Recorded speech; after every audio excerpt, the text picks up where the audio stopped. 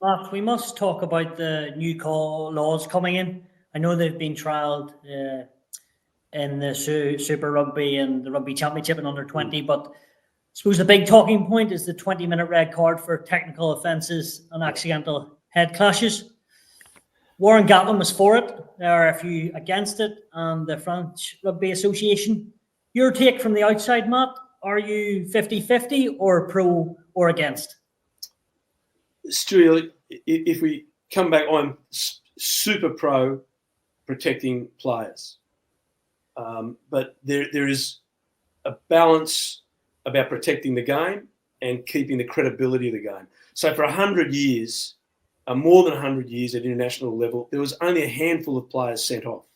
And I'm talking less than 10 in the top tier one teams, because you had to do something really egregious to be sent off. You had to punch someone, kick. It was a piece of real violence. And they accepted head-high tackling. You look through some of the old videos, and it wasn't safe. Now, what they're saying is, and we take the World Cup final, for example, Sam Cane.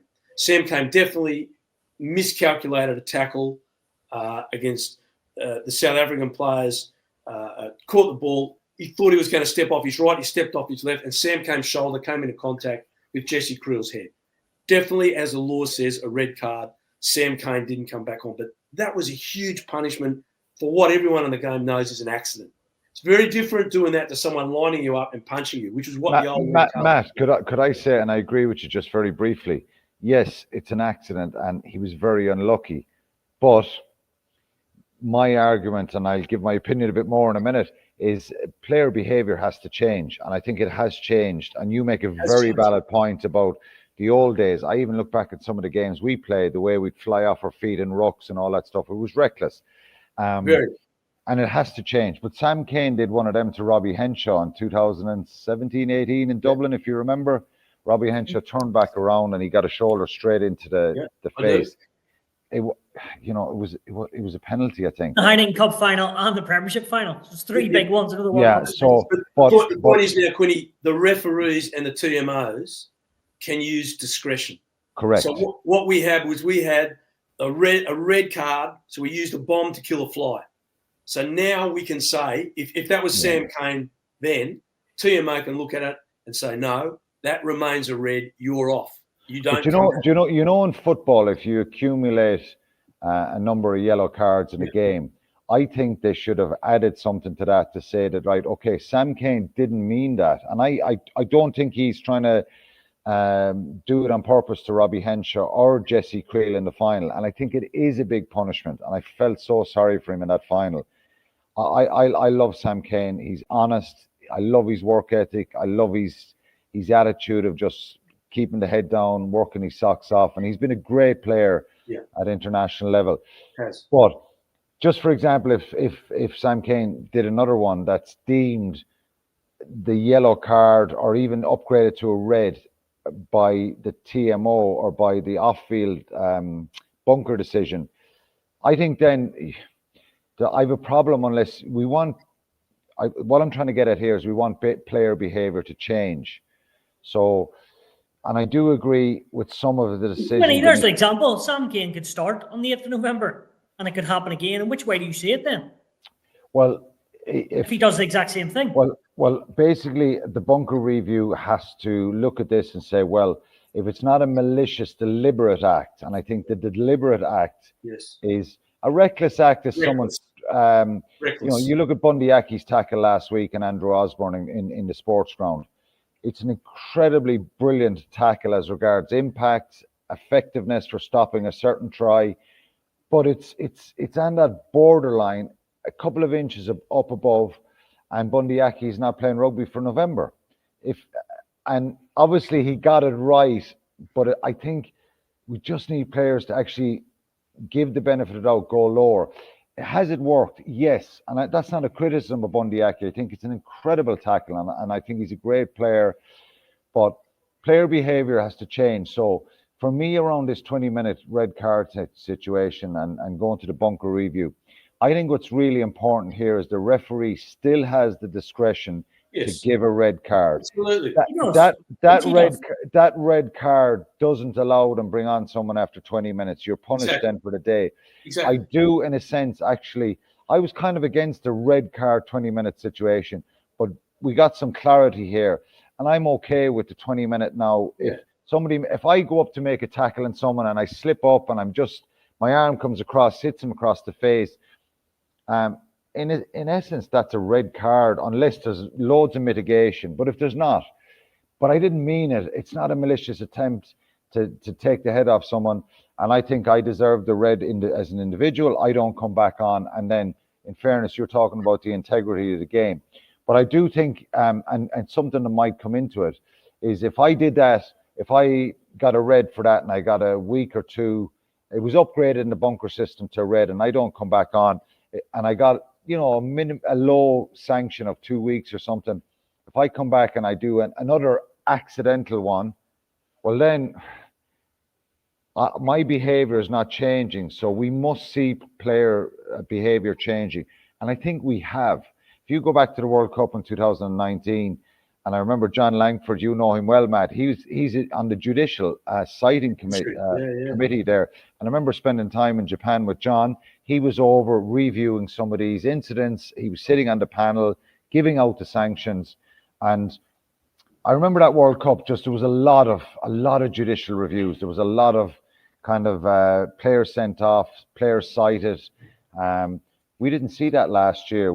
Sporadically you'll have an odd one here and there, but I think it's great in the sense that it's an awful punishment for a team to suffer if it's an accidental one. And Quinny, look, in our game, accidents happen, and people say, "How does it happen?" You think you're going at such pace, and people change direction. So like the Sam Cane one, Sam was it accidental though, or was him? Yes. You watched that 100 times, and we're taking one incident, and we shouldn't take one incident, but on that particular incident, I think is a great example because Sam thought Jesse Creel was going to step off his right foot and go away from him. So Sam is coming this way, and he thinks Jesse's going to go away. So he's planning to make the tackle 3 or 4 meters away. And Jesse Creel, because such a genius athlete, changes direction into Sam. And Sam is high.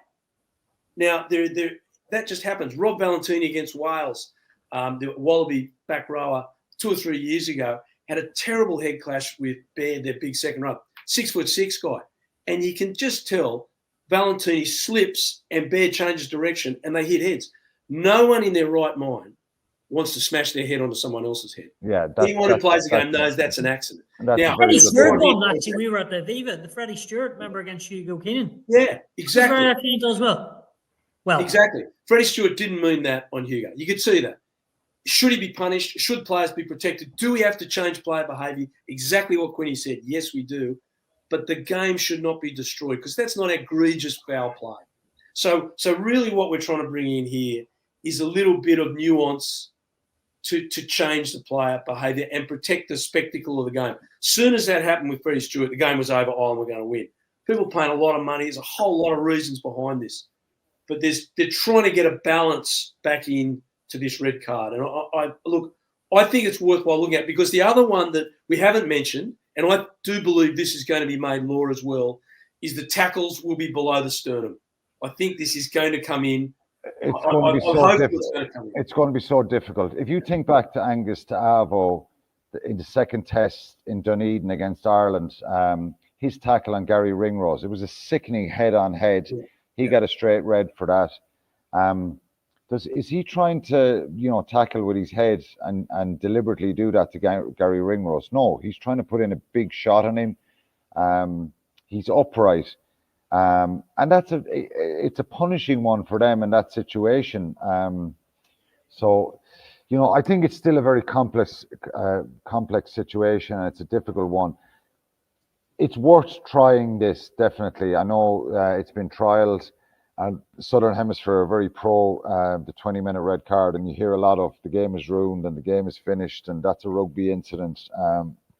I saw 5 rugby incidents in Munster Stormers last Saturday, and none of them were picked up or reviewed. And I think that's the worry for me, that there's still a lot of reckless stuff, diving off your feet and high shots going in. So yeah, let's see how this plays out. But is there any worry at all if you're new to the game, let's say, and want to listen to, say, this podcast, as I may as well plug it, but you are new and you're watching the game of rugby, someone comes off, it's like, oh, what happens? They go to the bunker, 20-minute red card, they can't return, or it's actually just play on. There's a lot of variations of everything. Yeah, well, how do you grow it?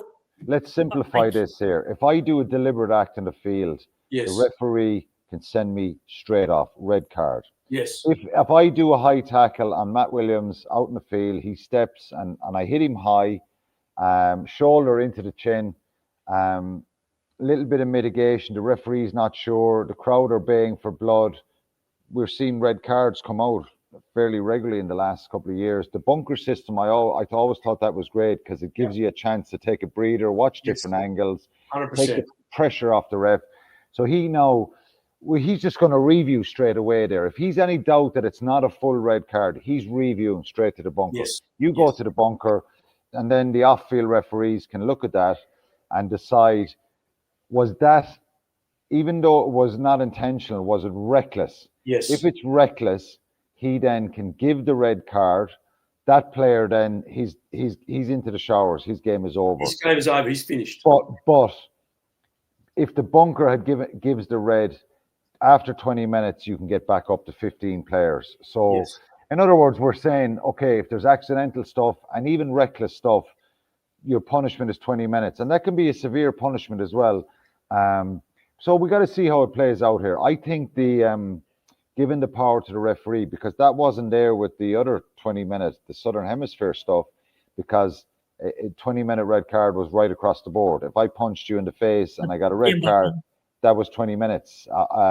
You're punished for. I'm gone for the day, but they can bring back on a player. I think it's really good now that the referee has that ability to still give the red card. If he feels this is deliberate, dangerous, really reckless, and the player could have avoided his actions, that red card reduces that team to 14 for the rest of the game.